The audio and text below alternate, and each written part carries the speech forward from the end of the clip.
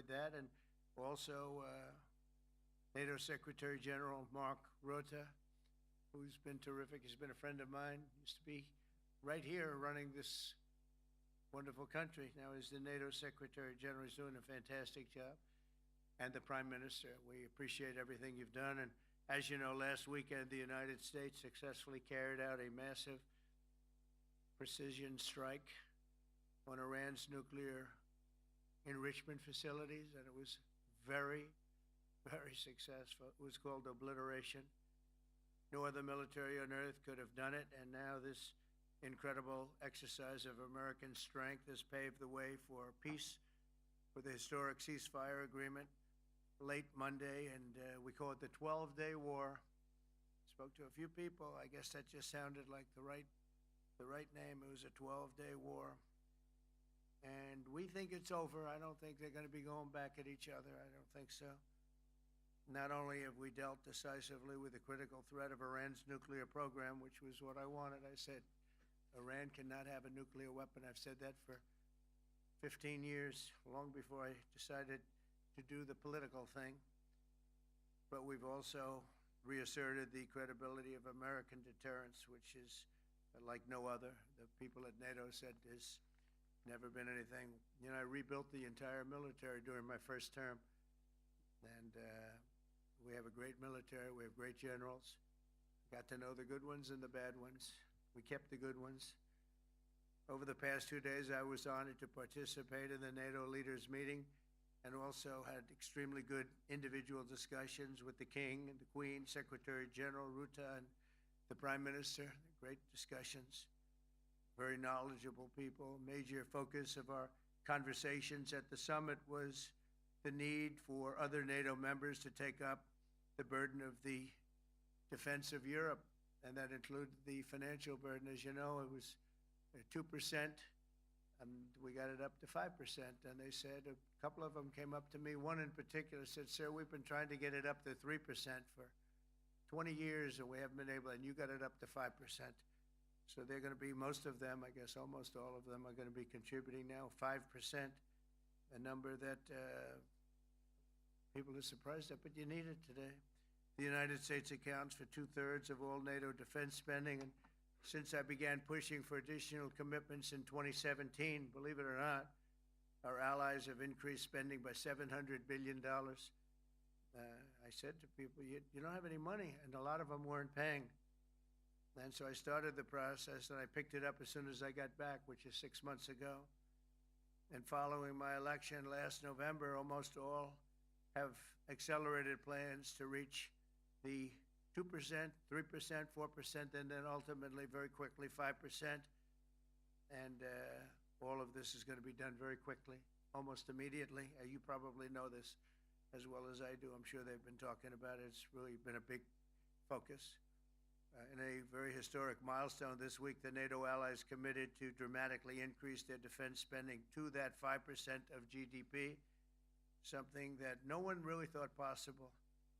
And they said, "You did it, sir, you did it." Well, I don't know if I did it, but I think I did. This will be known as the Hague Defense Commitment, which is pretty good, pretty appropriate.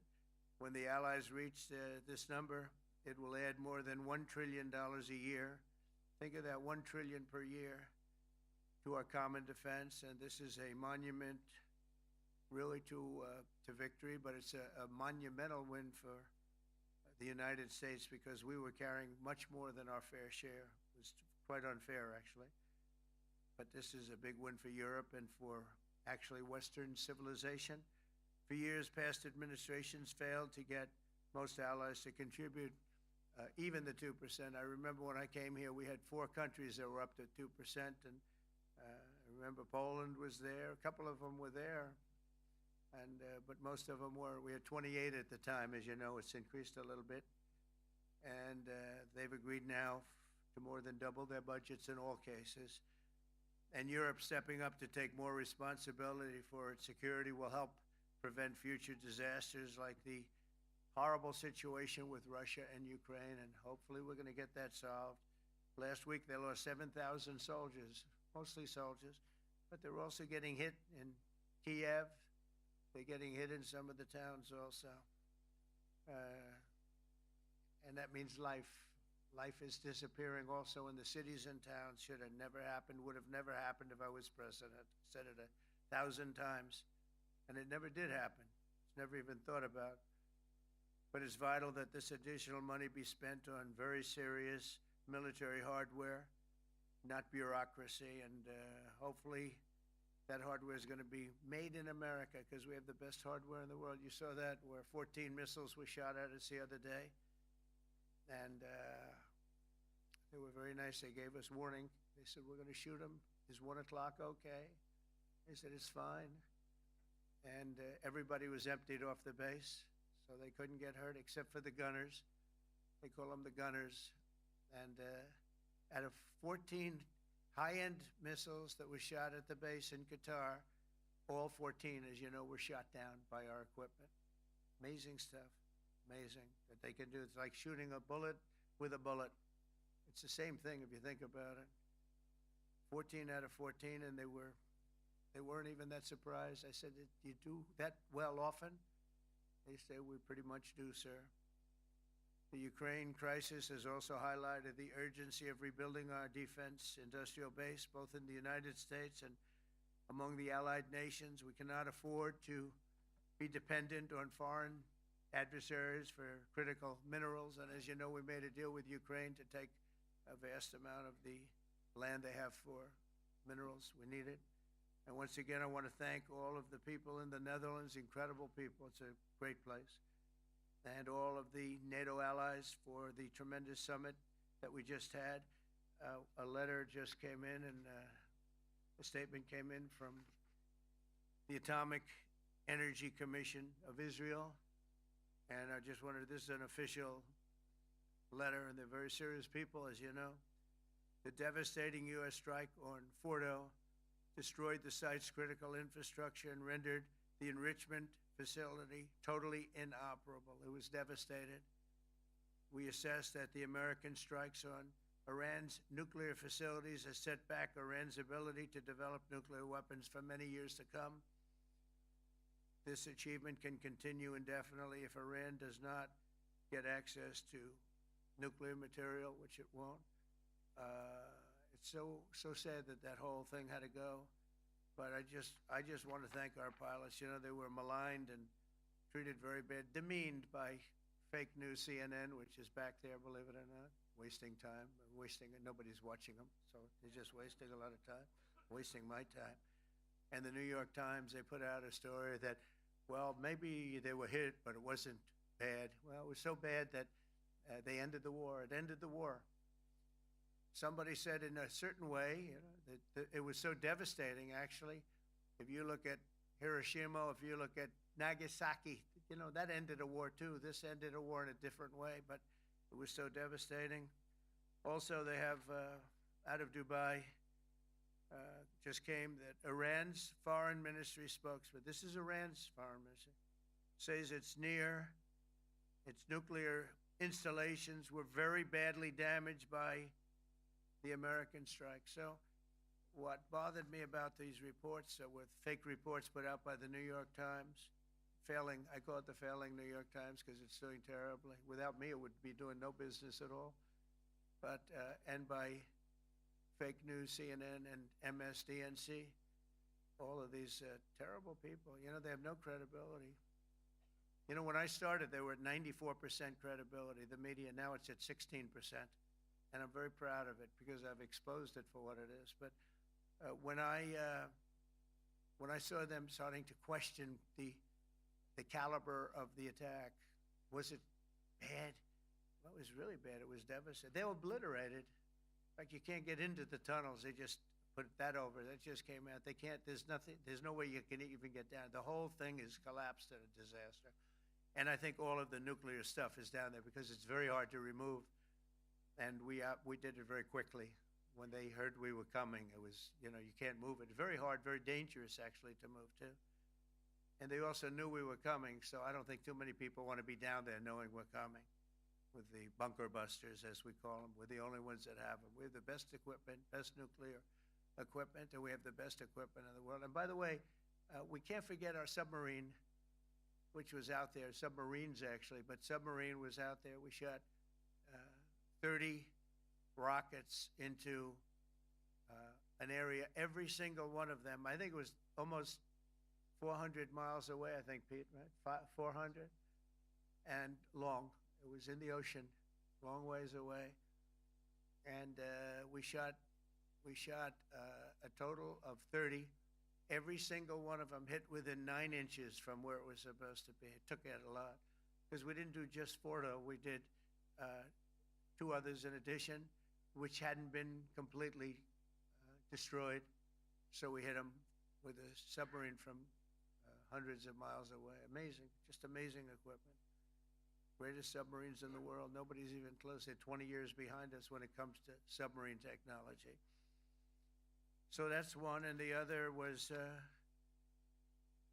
from the Atomic Energy Commission, and they have about 3 or 4 of them now coming in from atomic energy commissions from various places. But the one that we have that just came out, we released it a little while ago, was from the Israeli Atomic Energy Commission, but numerous of them are getting to see the site, and the site has been demolished. And again, we had these brave patriots, these incredible flyers, these people that can fly a plane better than anybody can fly a plane, going into very hostile territory, flying into the territory that has got more missiles and things pointed at it, but it was very stealth. They didn't get to see it. It was dark. That's the amazing thing about the shots. They hit the shots perfectly, and yet it was dead dark. There was no moon. There was no light. It was virtually moonless. It was very dark, and the shots were hit perfectly. But when they get demeaned, and they were very upset about it because they knew how strong it would be. Back in Missouri, the pilots flew about 36 hours, 2 ways, far distance, and in those incredible B-2s. And we then had the F-22s, and we had the F-35s, and we had other planes, and we had, I think, a total of 52 tankers. That means the big tankers, because the refueling was a lot for all of the different planes that we sent. Incredible operation, and I have to say, General Raisin Kane was incredible. That's why he beat ISIS, and we beat ISIS in a matter of weeks. I was told it would take 4 to 5 years. We did it in a few weeks, and he was great. That's why he's the head of the Joint Chiefs of Staff right now, because I had a very good experience with him. He knocked out ISIS in a period of literally a few weeks. Amazing. And it was supposed to take a few years, 5 years to be exact. So we had a great victory there, and we then came here, and I think we had a great victory here. But this is an ongoing project. This is the safety of Europe, the safety of the world. And they've raised it from 2% to 5%, something which nobody, and you're talking about over $1 trillion a year. So we're talking about a lot of money coming in from countries that we're not paying nearly enough to be effective. So I have, as you know, Marco Rubio with me, and Pete Hegseth, Secretary of State and Secretary of War. Should we say Secretary? You know, it used to be called Secretary of War. Maybe for a couple of weeks we'll call it that, because we feel like warriors. It used to be called Secretary of War. In fact, if you look at the old building next to the White House, you can see where it used to be Secretary of War. Then we became politically correct, and they called it Secretary of Defense. I don't know, maybe we'll have to start thinking about changing it, but we feel that way. Do we have any questions, please? Wow. That's a lot of questions. Who's a nice person? Oh, you're not a nice person, but I'll let you ask one. Go ahead. What's he going to ask? He is not nice at all. I know him well. Thank you, Mr. President. Yeah. Thank you for taking the time before flying home. You just said you believe the conflict between Israel and Iran is over. What makes you so confident it is? And what do you do if it isn't? Because I dealt with both, and they're both tired, exhausted. They fought very, very hard and very viciously, very violently, and they were both satisfied to go home and get out. And can it start again? I guess someday it can. It could maybe start soon. I think a big telltale sign was when, as you know, Iran somewhat, by not much, violated the ceasefire, and Israel had the planes going out that morning, and there were a lot of them, 52 of them, And I said, you got to get them back. And they brought them back. They didn't do anything. They brought them back. It was very good. I thought it was amazing, actually. They have fought a hell of a war. They fought very hard. I think the war ended, actually, when we hit the various nuclear sites with the planes. And I just hope you people can give these pilots, these are the best pilots in the world. They're the best shots in the world. They call them shots. That's what they are. And wait a minute. And I just hope you can give them the respect they deserve, because they came home to fake news. And like, oh, gee, there was hardly any damage. The things are decimated. So, but I think, no, I think they're very much finished. I think Israel's going to get back to doing what they do, and I think that Iran's going to get back. You know, Iran has a huge advantage. They have great oil, and they can do things. I don't see them getting back involved in the nuclear business anymore. I think they've had it. They've been at it for 20 years, and I don't see that happening either. Now, if it does, we're always there. It won't be me. It'll be somebody else, but we're there. We'll have to do something about it.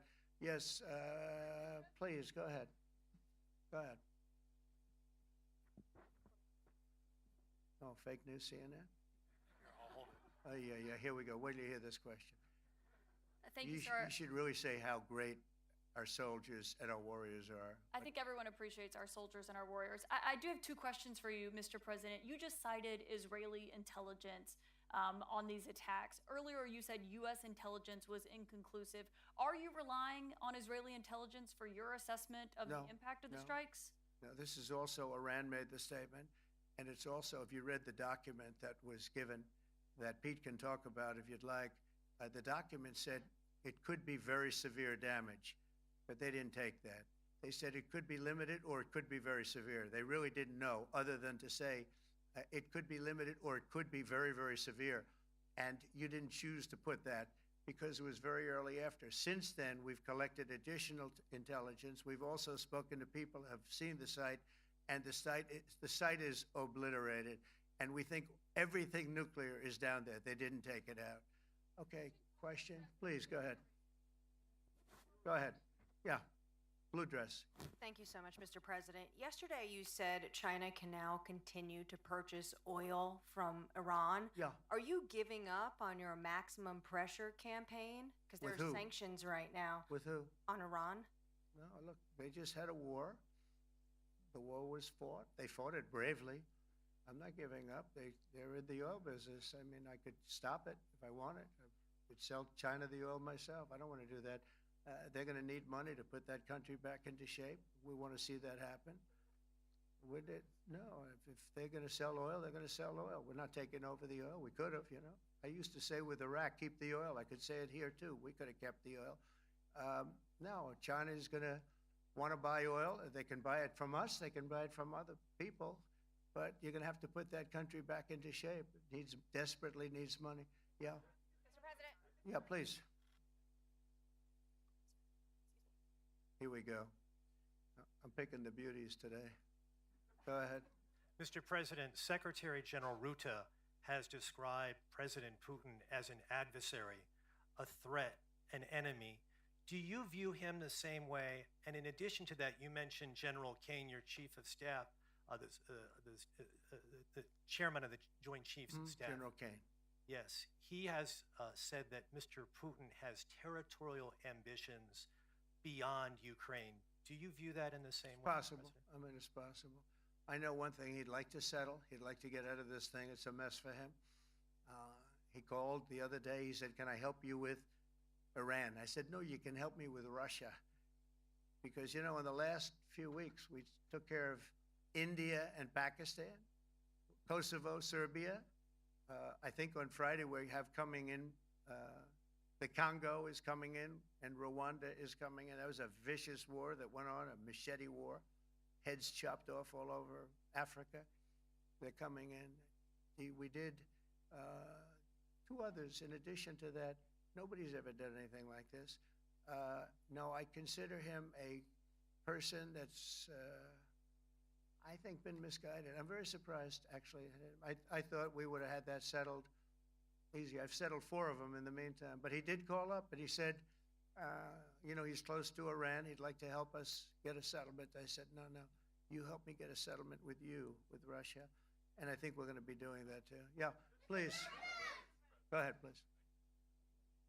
Thank you, Mr. President. You've made clear your position on what impact the strikes had. I wanted to ask you what is next with Iran. For instance, is there any indication from U.S. intelligence that Iran was able to move any material, including No, we enriched just the uranium? opposite.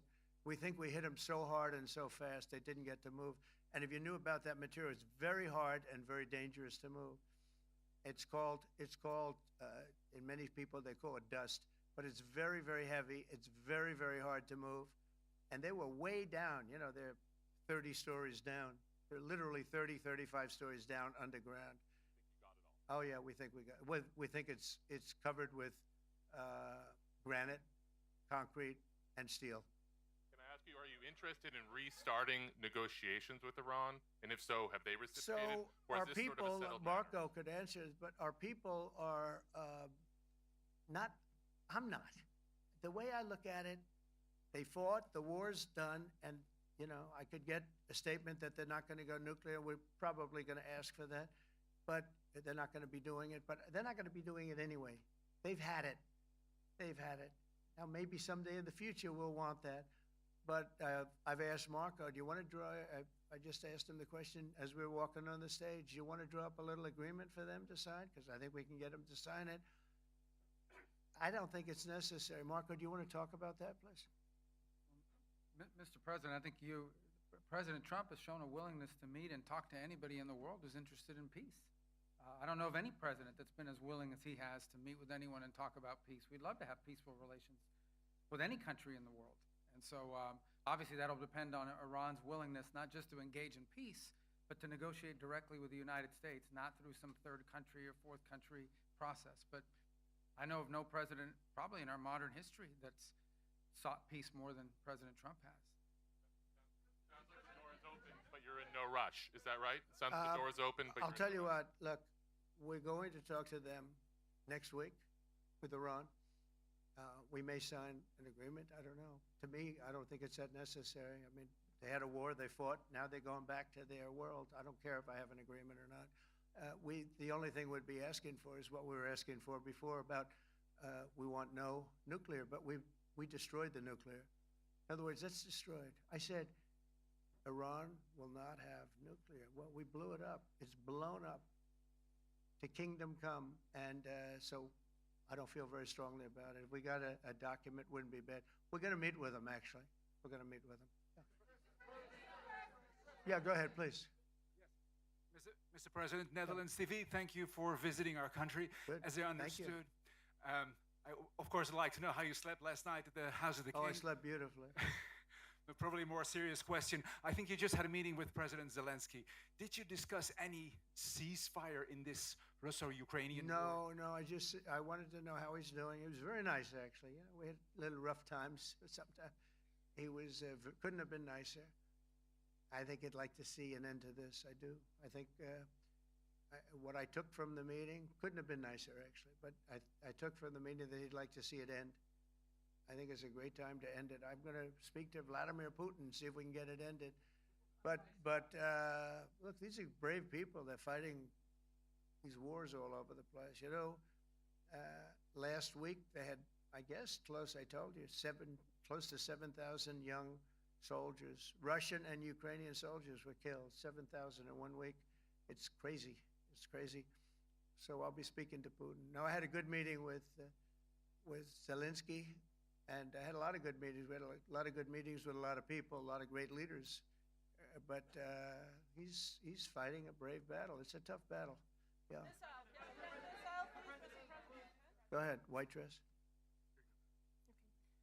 Thank you. Ida Hallikainen from Finland, Ilta-Sanomat. Good. You have played golf with President Alexander Stubb. How do you see Finland as a NATO ally and partner, and how would you describe your relationship with our president? Well, he's a very good golfer, okay? In fact, he was on his college golf team. He went to a good college in the South, as you know, a very good college, and he was a good golfer. We had a good time. I think my relationship's great. I want to buy icebreakers. You know, you're very good at icebreakers. And I actually made him an offer. I didn't go to Congress. They'll try and impeach me for this. But there's an old, it's not old, it's fairly new, but it's used, icebreaker, and I offered him about 1/3 of what he asked for. But we're negotiating. We need icebreakers in the U.S., and if we can get some inexpensively, I'd like to do that. Actually, they'll fix it up, make it good. Also, we may buy some icebreakers. You know that you're the king of icebreakers. That particular country, they make them good. They make them really good, and they know what they're doing. And so we're negotiating with them for about 15 different icebreakers. But one of them is available now. It's old, and it's old. It's like 5-6 years old. And we're trying to buy it. I'm trying to make a good deal. It's all I do my whole life. My whole life, that's all I do is make deals. Yeah, please. Go ahead. Sir, go ahead. Yeah, a question for NewsHour, Dutch TV. First of all, on Article 5, on your way here, you spoke about the commitment of the US to Article 5, saying, I'll give you my definition once we're here. What is your definition, and may the US commitment to Article 5 change in case some of the NATO members do not reach the threshold that was discussed today? My second question is following up on a colleague on Iran. What intel reports do say that everything over there was obliterated? Yeah, well, there are numerous of those reports, and they're coming out fast and furious. But the most respected ones we've already seen. And I will say that on a very confidential basis, they're looking at the reports, like numerous reports, and including people going to the site and checking the site. And they're going to be having, I guess you're going to be having over the next couple of days you're going to encapsulate it. But no, the site was obliterated, just like I said it was. And just like the pilots should be given credit for. As far as Article 5, look, when I came here because it was something I'm supposed to be doing, but I left here a little bit differently. I said, I watched the heads of these countries get up, and the love and the passion that they showed for their country was unbelievable. I've never seen quite anything like it. They want to protect their country, and they need the United States. And without the United States, it's not going to be the same. And you can ask Mark, or you can ask any of the people that were there. It was really moving to see it. They love their country. They were so respectful of me because I'm the head of the United States. And I made, the King of Saudi Arabia, when I was in the Middle East. So I was in Qatar for a different reason, not a reason to get shot at. We were in there for economic development reasons, Qatar, UAE, and Saudi Arabia. All three leaders of those countries, and we took back $5.1 trillion into the United States. All three leaders said, you're presiding over the hottest country in the world. The United States right now is the hottest country. Everybody wants to be there. Everybody wants a piece of it. He said, a year ago, your country was dead. You had a deadhead running it. You had a country that was dead, and it was dead. You had people pouring through the borders. You had inflation. You had everything. He said, you've made it in 5 months at that time. You've made it the hottest country. This is the hottest country in the world. The United States right now is the hottest country in the world. And when I was around that table, it was a nice group of people, many of whom I knew from previous. When I saw the passion they had for the country, and almost everyone, and you probably have the tapes, it was very public, but almost every one of them said, thank God for the United States. Without the United States, they couldn't really have NATO. It wouldn't work. It wouldn't work. It will in the future because now they're paying much more money, but it wouldn't work. It was great. And I left here differently. I left here saying that these people really love their countries. It's not a ripoff. And we're here to help them protect their country. Okay, we'll do one or two more. Thank you, Mr. President. Yeah. A question on Spain. Are you satisfied with today's? Oh, I think Spain's terrible what they've done. No, I do. They're the only country that won't pay the full up. They want to stay at 2%. I think it's terrible. And they're doing very well. The economy is very well. And that economy could be blown right out of the water with something bad happening. Spain is the only country that, are you from Spain? Yeah. Good, congratulations. You're the only country that is not paying. I don't know what the problem is. I think it's too bad. So we'll make it up. You know what we're going to do? We're negotiating with Spain on a trade deal. We're going to make them pay twice as much. And I'm actually serious about that. We're going to make Spain, I like Spain. I have so many people from Spain that It's a great place, and they're great people. But Spain is the only country out of all of the countries that refuses to pay.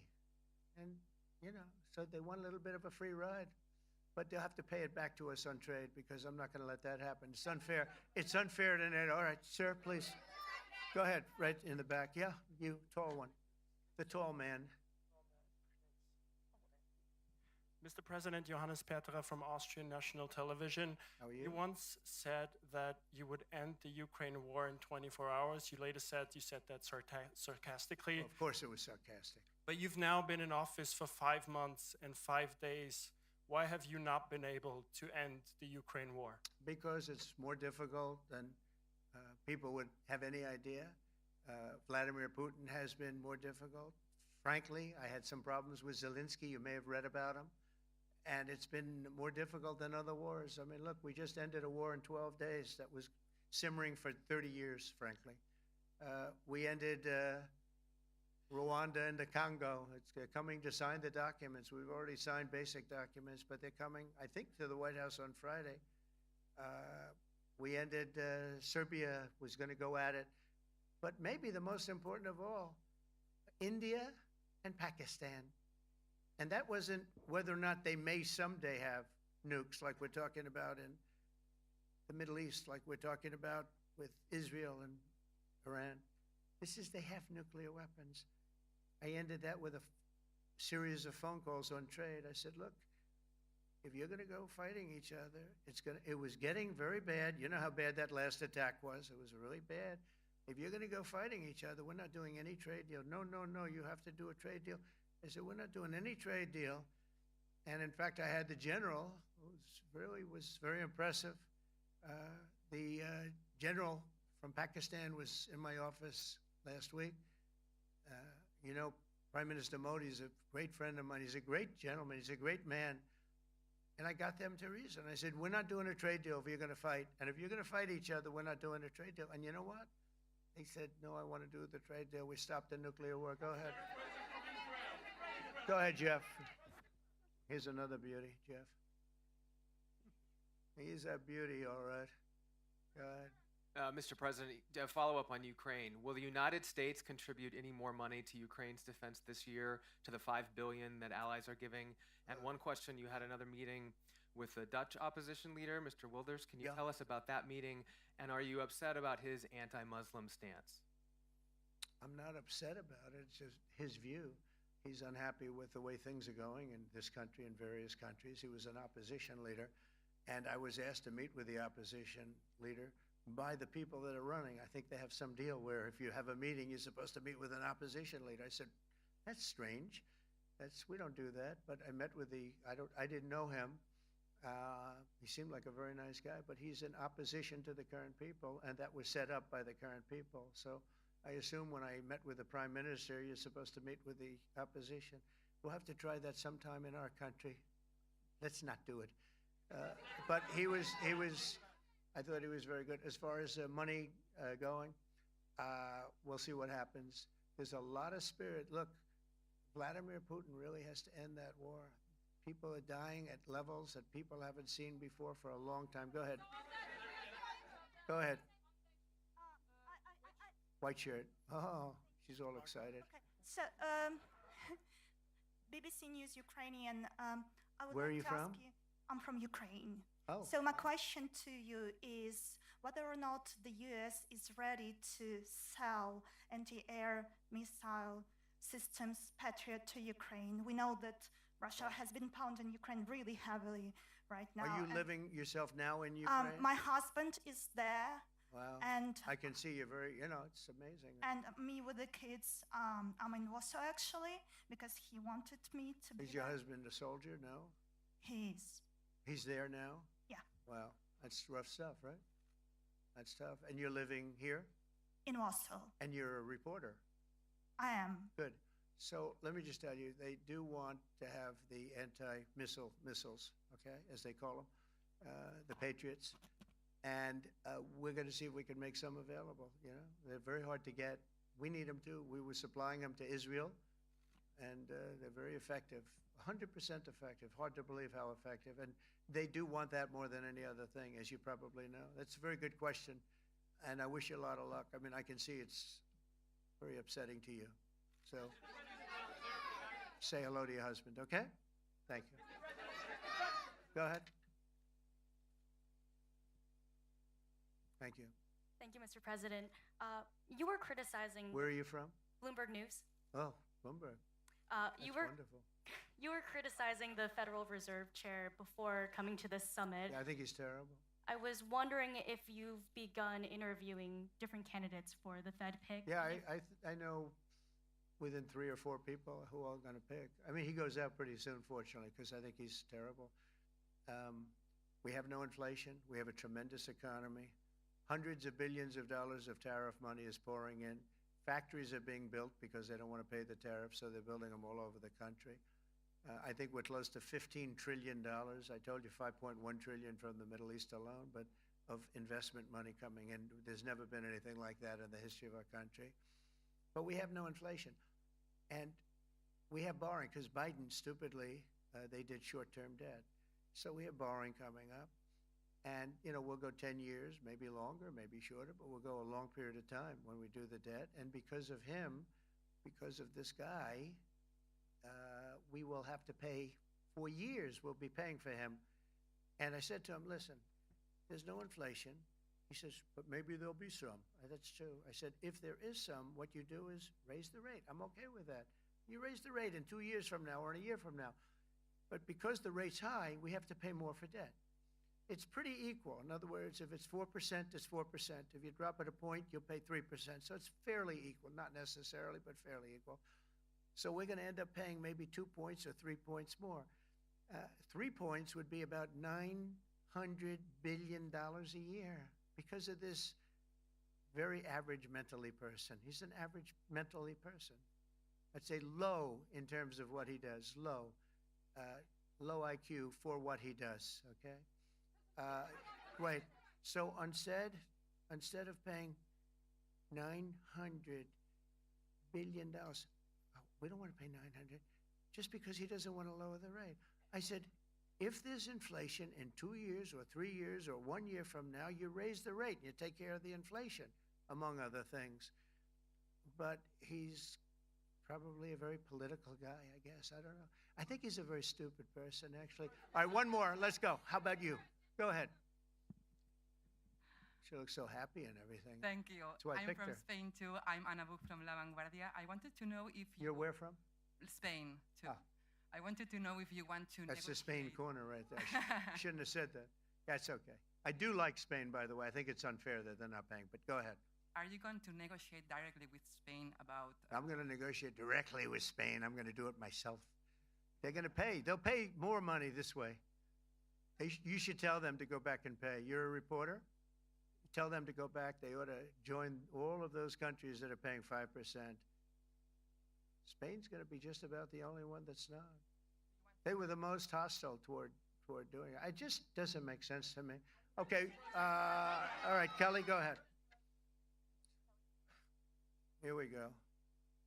Here's another one. Hello, sir. Thank you very We got them all today. Okay. So, Mr. President, you talked about expecting some on-the-ground assessments at Fordo and other Yeah. sites. Now here- Is that here again. Israeli and U.S.? It's been obliterated, Kelly. It's been What is your message obliterated. then, sir, to the intelligence community when they present reports? You're not disputing the DIA report. You're just They presented a exists. report that wasn't finished. We're talking about something that took place 3 days ago. I understand that, sir. The It's an report was initial done assessment. So 2 what days is ago. Wait a your- minute. Yes. They didn't see it. All they can do is take a guess. Now, if you take a look at the pictures, if you take a look how it's all blackened, you know the fire and brimstone is all underground because it's granite and it's all underground. You don't show it. But even there, with all of that being said, the whole area for 75 yards around the hole where it hit is black with fire. The group that's run by this gentleman, in fact, you may want to talk about it for a second because we're going to issue a report. And I think it's not even a very exciting report at this point. It's been obliterated, totally obliterated. And they did a report, but it was like if you look at the dates, it's just a few days after it happened. Understood, sir. So they didn't see it. They said it may be very severe. Go ahead. Understood. Do you have a message for the intelligence community, though, in terms of unvarnished information getting to you, that it's not I don't just- really have a message. I would say issue the report when you know what happened. I wouldn't say that it could be severe or maybe not. They use the word severe. It could be severe or maybe it's not. And briefly, So people like you picked up and said, oh, it's not severe. We're just No, looking for the the report was not a complete report. Yeah, the message was probably wait till you know the answer before you. And sir, Go ahead. did you not have a public component to your Zelensky meeting for a tactical reason with President Putin? Let him answer. Hello, Mr. Secretary. Yeah. There's a reason the president calls out fake news for what it is.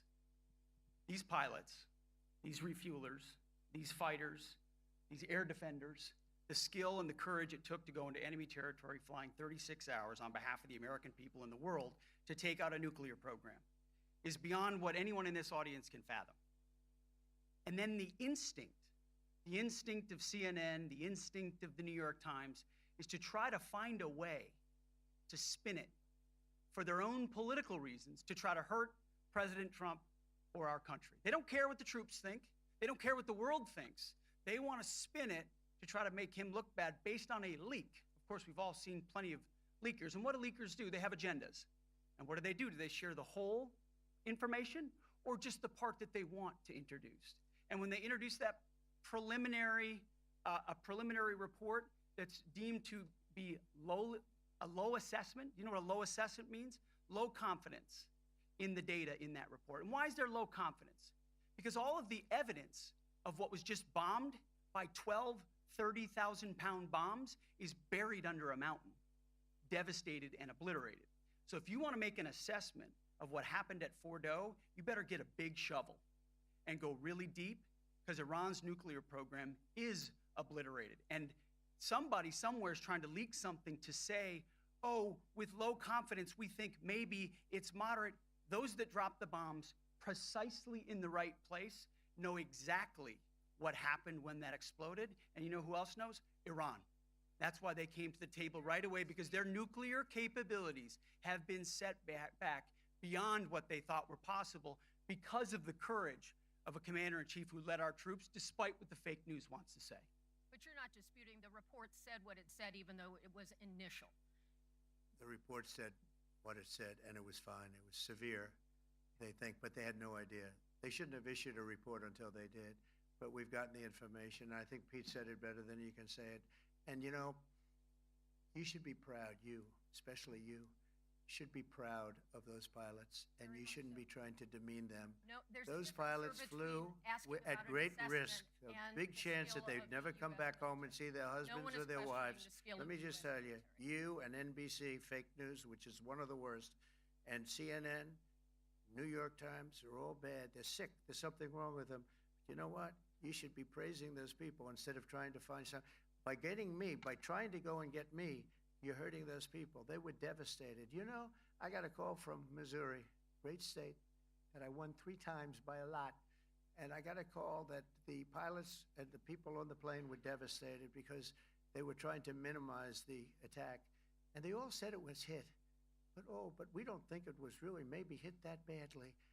And they were devastated. They put their lives on the line, and then they have, and I'm not referring to you, but real scum come out and write reports that are as negative as they could possibly be. It should be the opposite. You should make them heroes and heroines. You should make them really people that they were so devastated when they heard this news. And you know what they said? One of them, I spoke to one of them, said, "Sir, we hit the site.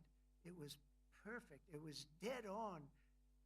Because they don't understand fake news, because they have a normal life, except they have to fly very big, very fast planes. But it's a shame. You should be making them heroes. All right, in the back. Go ahead, back, white, yeah. White jacket, yeah. Go ahead, give my mic. Hello. Deborah Haynes from Sky News. Good. Mark Rutte, the NATO chief, who Mark. is your friend, he called you daddy earlier. Do you regard your NATO allies as kind of children? No, he likes me. I think he likes me. If he doesn't, I'll let you know. I'll come back and I'll hit him hard, okay? No? But do you He regard- did it very affectionate. Daddy, you're my daddy. Do you regard your NATO allies, though, as kind of like children, and they're obviously listening to you and they're spending more, and you're obviously appreciative of that. But do you hope that actually they're going to be able to defend themselves, defend Europe on their own, without I think the they need United help a States? little bit at the beginning, and I But think in they'll the- be in able the to. end- And I think they're going to remember this day. And this is a big day for NATO. You know, this was a very big day. They took it. One of the gentlemen said, you know what? We've been trying to raise money raise the rate for 30 years, he said, 20 years, from almost the beginning. And he's been there for a long time. He said, until you came along, it never happened. What you did is amazing. It's been sort of an amazing day But do you for a lot of reasons, but also for that. Yeah, go ahead. Do you think they can do it without you, though, in the future? Can they do it without Well, the ask United Mark. States? I mean, you have to ask Mark, okay? So we're heading back. We're heading back. I want to thank these two gentlemen behind me. They're incredible people, both of them. They've done a fantastic job. And Susie's in the front, and she's done great. And Monica, thank you very much. It was quite an exciting time. And we're going to be heading back. We'll be back soon, and we'll see you in Washington, D.C. Remember this, we have the hottest country anywhere in the world. Thank you very much, everybody. Thank you.